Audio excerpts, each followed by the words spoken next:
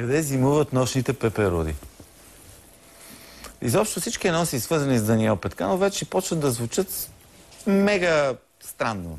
Това се запитахме след като наближават арктическите студове, както казват синоптиците, и си зададохме въпроса какво ще се случи с представители на най-древната професия, които част от работното си време естествено прекарват на улицата. Даниел Петканов обаче не можа да намери други такива представители, освен травеститите на площад Македония. Не снимаме сега, сериозно. Свали долу камерата, брате. Винаги, когато се разхождаме и съни ту и златни че, виждаме едни много яки такива момиченца с къси поленца, с къси дрежки, с такова с цици извадени. Става ми ясно, нали, какви са те и си викам, абе ясно, нали, то е топло. Обаче зимата, какво правят тия хора? Не им ли е студено? Не отлитат ли на юг?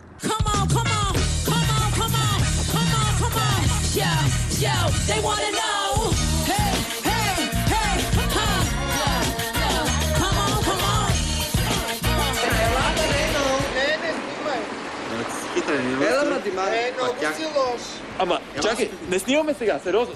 Свали долу камерата, брате. Дай да го видя. Да, казах ти да видя твоя. Добре, ти моя и аз твоя. Чакай, ма. Аз не знам, момичета или момчета да ви викам, как е по-добре? Дай да бъдем момичета.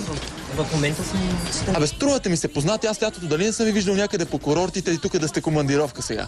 Лично мен не. Аз не съм мисля това. И си тук в София? Аз не съм мисля само. И ти? Да. Защо през зимата не отлитате на юг?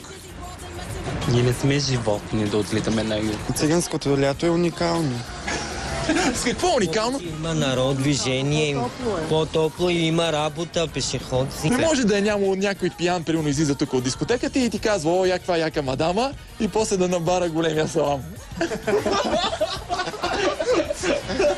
Ами има ги За такива. това Ти си с къса кола, то доста къса. Да не ти скочи... А твоя дълъг ли е? Става по всяко едно време. Да, не отричам. Не бих казал. А зимно време носите ли ръкавици и не ви ли пречат те на някои определени дейности, ако ме разбираш? Не ги, тогава пипаме оная работа, когато трябва. Абе, добре, твоята ръка не е ли студена, пак ти като я пипнеш и тя стане на стафида? Не бих казал. Я да видя какво имаш в твоята чанта.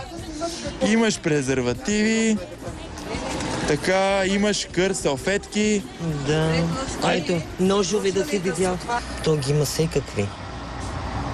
Наркомани, скинарите минават, гонят ни, правят ни. Били ли са ви няколка?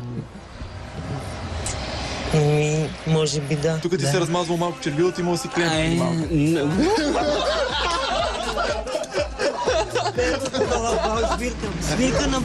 Свирка направил. Опа, още едно коте! Слънце!